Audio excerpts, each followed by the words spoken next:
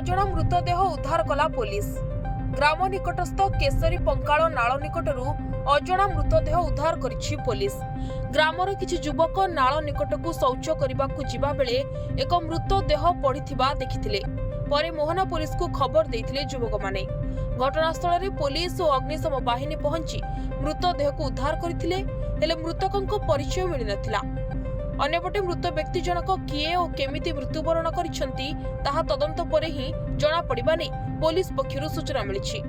ଏନେ ମୋହନା ଥାନାରେ 3/26 ଅପମୃତ୍ୟୁ ମାମଲା ରୁଜୁ କରି ତଦନ୍ତ ଚାଲିଥିବା ଥାନା ଅଧିକାରୀ ଓମ୍ ନାରାୟଣ ପାତ୍ର ସୂଚନା ଦେଇଛନ୍ତି।